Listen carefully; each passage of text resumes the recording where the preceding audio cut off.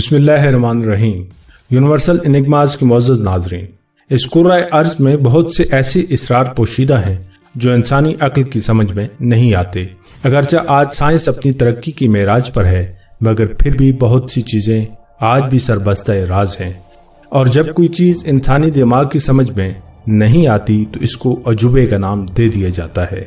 دنیا میں 7 مقامات ایسے ہیں جن کو عجائبات عالم میں شمار کیا جاتا ہے، لیکن آج کی اس زیر نظر ویڈیو میں ہم ان میں سے صرف ایک عجوبے کے بارے میں جاننے کی کوشش کریں گے، جس کو اہرام مصر کہا جاتا ہے۔ لیکن آگے بڑھنے سے پہلے اگر آپ نے ہمارا چینل سبسکرائب نہیں کیا تو نیچے دیے گئے سبسکرائب کے بٹن کو پریس کریں اور ساتھ ہی بیل آئیکن کو بھی دبا دیں تاکہ ہماری آنے والی تمام ویڈیوز آپ کو بر وقت ملتی رہیں۔ ناظرین، اہرام مصر دراصل ان مخروطی مقبروں کو کہا جاتا ہے جو مصر کے فرعون اپنے لیے تعمیر کرواتے تھے تاکہ مرنے کے بعد وہاں ان کی لاش کی ممی کو محفوظ کیا جا سکے۔ ہر فرعون مصر اپنے لیے الگ اہرام تعمیر کرواتا اور اس کی لاش کو مرنے کے بعد حنوط شدہ ممی بنا کر اہرام کے وسط میں لیکن نچلے حصے میں رکھ دیا جاتا اور اس کا خزانہ بھی ساتھ رکھ دیا جاتا تاکہ دوبارہ جنم کی صورت میں وہ اس خزانے کو استعمال میں لا سکے۔ ان سب اہراموں کی خاص بات یہ ہے کہ ان کا درجہ حرارت ہمیشہ زمین کے اوسط درجہ حرارت کے برابر رہتا ہے، یعنی 20 ڈگری سیلسیس۔ باہر چاہے آندھی ہو، بارش ہو، گرمی ہو یا سردی، اندر کا موسم مستقل رہتا ہے۔ صدیوں سے یہ مقبرے مصر کی سرزمین پر زمانے کے اعلام و حوادث کا مقابلہ کرتے ہوئے سر اٹھائے زمانہ قدیم کے انسان کی محنت اور تخلیقی قوتوں کا منہ بولتا ثبوت ہیں۔ یہ ان بادشاہوں کی آرام گاہیں ہیں جو خود کو خدا کہلوانے کے شوقین تھے۔ آج ان بادشاہوں کی حنوط شدہ لاشیں عجائب گھروں میں منتقل ہو چکی ہیں، مگر ان کے خالی مقبرے آج بھی دنیا کے انسانوں کے لیے باعث عبرت ہیں۔ اہرام کا نام سنتے ہی ہمارے دل میں اہرام مصر کا نام فوراً آ جاتا ہے، لیکن آپ کو یہ سن کر حیرت ہوگی کہ یہ اہرام پوری دنیا میں پھیلے ہوئے ہیں۔ چین سے لے کر شمالی امریکہ تک اور حتیٰ کہ سمندروں میں بھی کئی عمارتیں اہراموں کی شکل میں ملی ہیں۔ خود مصر میں 100 سے زائد اہرام موجود ہیں، لیکن مصر میں قاہرہ سے باہر غزہ کے مقام پر 3 اہراموں کا گروپ دنیا کے عجائبات میں پہلے نمبر پر ہے۔ اہرام کے بارے میں سب سے پہلا ذکر ہمیں یونانی تاریخ دان ہیروڈوٹس کرتے ہوئے نظر آتا ہے، جس نے تقریباً 450 برس قبل مسیح میں مصر میں قدم رکھے اور وہاں کے لوگوں کو بطور گائیڈ ساتھ لے کر اہراموں کا معائنہ کیا، اور گائیڈز کے علم کے مطابق ہی اس نے اپنی کتاب لکھی۔ لیکن ایک بات یاد رکھیں، مصری گائیڈ انتہا کے جھوٹے ہوتے ہیں، اور ہیروڈوٹس خود بھی دروغ گوئی سے پاک نہیں تھا، بلکہ اکثر تحریر میں دلچسپی کے لیے جھوٹ کھڑتا تھا۔ اس کے مطابق یہ تمام اہرام مصریوں نے بنائے تھے۔ اس کے علم کا ماخذ یا تو وہ مقامی گائیڈز تھے یا پھر وہ پینٹنگز جو اہرام کی دیواروں پر بنائی گئی تھی۔ ہیروڈوٹس کے مطابق تقریباً 1 لاکھ مزدوروں اور کاریگروں نے مل کر 20 سال کے عرصے میں خوفو کے اہرام کی تعمیر مکمل کی۔ ہر وقت 20,000 مزدور کام کرتے رہتے تھے، ہر گھنٹے میں 2 سے 3 پتھر لگائے جاتے تھے۔ اس طرح تقریباً 30 لاکھ پتھروں سے اہرام کی عمارت مارز وجود میں آئی۔ خلیفہ مامون الرشید کے بارے میں کہا جاتا ہے کہ اسلامی دنیا کے وہ واحد بادشاہ تھے جن کو علمی اور تحقیقی کام کا شوق تھا۔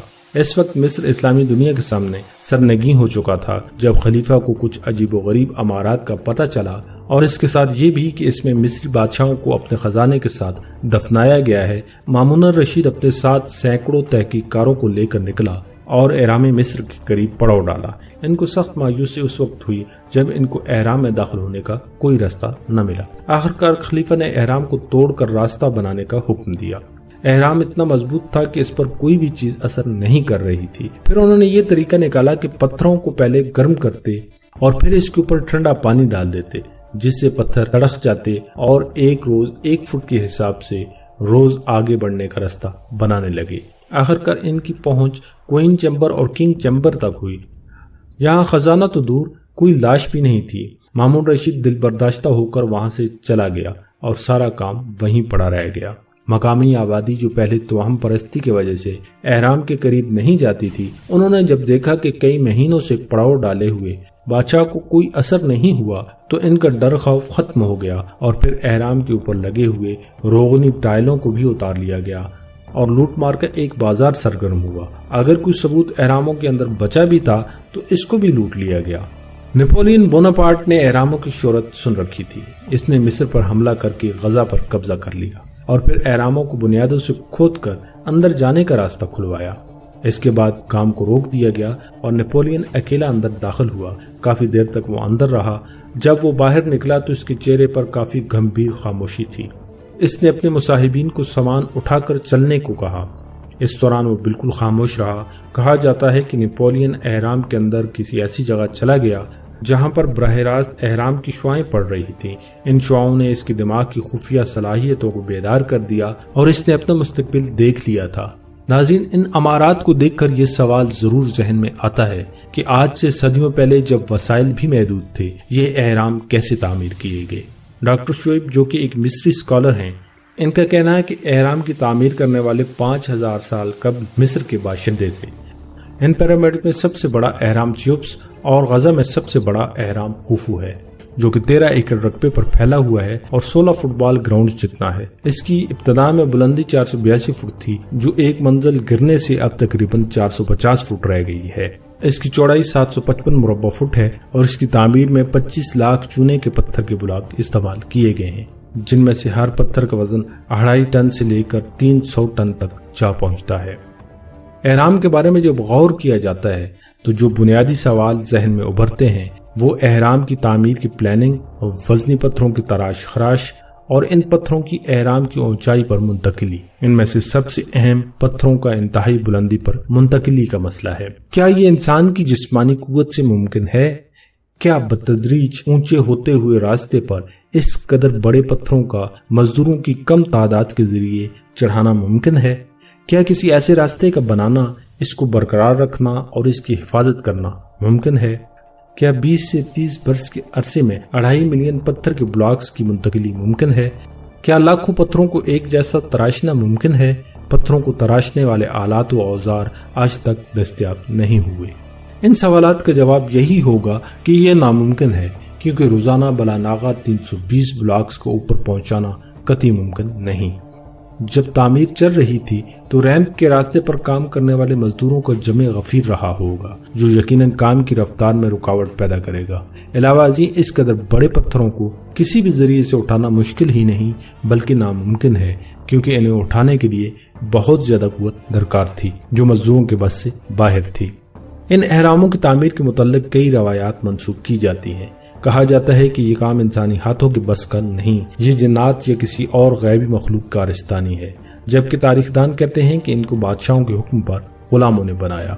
इन एहराम की बनावट में इल्म रियाजी का ऐसा बेहतरीन इस्तेमाल किया गया है जिनको देखकर जदीद साइंस भी शिश्तर रह जाती है और साइंसदानों की ज़बानें गुंग हो जाती हैं। आज के एक सुपर कंप्यूटर को जब एक एहराम का डिजाइन तैयार करने का काम दिया गया तो एहराम का डिजाइन और इस्तेमाल किए गए रियाजी के असूल इतने पेचीदा थे कि सुपर कंप्यूटर को सिर्फ डिजाइन बनाते हुए 1000 घंटे लग गए। सैकड़ों टन वजनी पत्थरों को इस महारत से एक दूसरे के ऊपर रखा गया कि इनका दरमियानी फासला 1 इंच के 50वें हिस्से के बराबर है और जोड़ों के दरमियान इतना फासला भी नहीं कि एक सुई अंदर जा सके।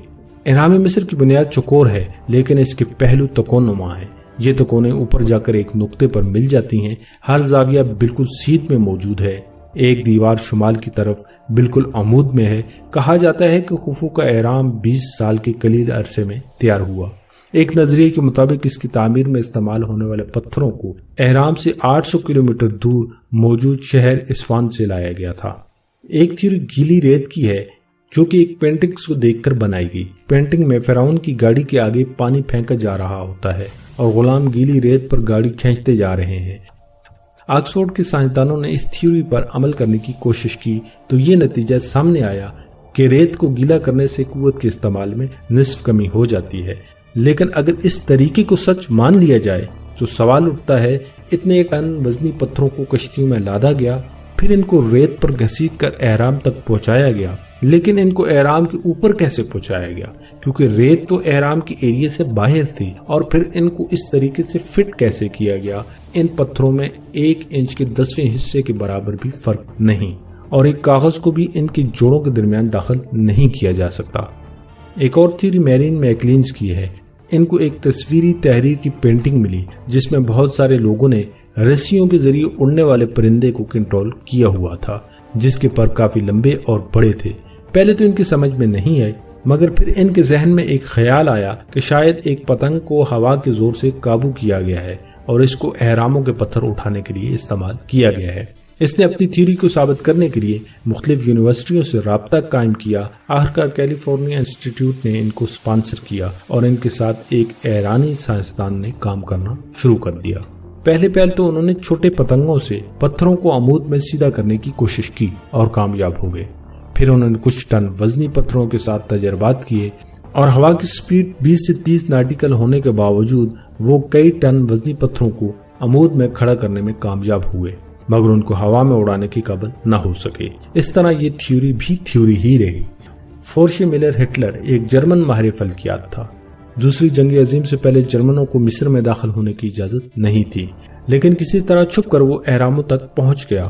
کافی عرصے تک کنگ چیمبرز میں رہنے کے باوجود اسے کوئی قابل ذکر بات نہیں ملی سوائے ان پینٹنگز کے جو دیواروں پر بنائی گئی تھی۔ ایک دن وہ چھت کا معائنہ کر رہا تھا کہ اسے ایک سوراخ ملا جو خوش قسمتی سے ٹیڑھا ہونے کی وجہ سے بند نہیں ہوا تھا۔ پہلے اس نے سوچا یہ سورج کی روشنی کے لیے بنایا گیا ہے، لیکن یہ تو بالکل شمال میں تھا جہاں سورج کی روشنی کبھی آ بھی نہیں سکتی تھی۔ اس نے باقی اہراموں کا معائنہ کیا، وہاں بھی اسی طرح کے سوراخ موجود تھے، مگر مٹی کی وجہ سے بند ہو چکے تھے۔ ملر نے لوہے کی سلاخوں سے ان کو دوبارہ کھلوایا۔ اسی دوران جرمنوں پر سختی ہونے لگی اور وہ اپنا کام ادھورا چھوڑ کر امریکہ چلا گیا اور وہیں کی شہریت حاصل کر لی۔ اسی دوران وہ پیرامڈ سے جڑی ہر کتاب کو مطالعہ کرتا رہا۔ ایک دن اس نے ایک ماہر فلکیات کا بیان پڑھا کہ مصریوں کا کسی عمارت کی عمر معلوم کرنے کا عجیب طریقہ کار ہوتا ہے۔ وہ عمارت میں قطبی ستارے کی سیدھ میں ایک لمبا سوراخ بناتے ہیں جس میں اگلے سال قطبی ستارہ نظر نہیں آتا۔ اس طرح قطبی ستارے کی اس سوراخ کی سیدھ سے فاصلہ کسی بھی عمارت کی عمر معلوم کرنے میں مددگار ثابت ہوتا ہے۔ ملر یہ بات پڑھ کر اچھل پڑا۔ وہ فوراً مصر کے سفر پر نکل پڑا۔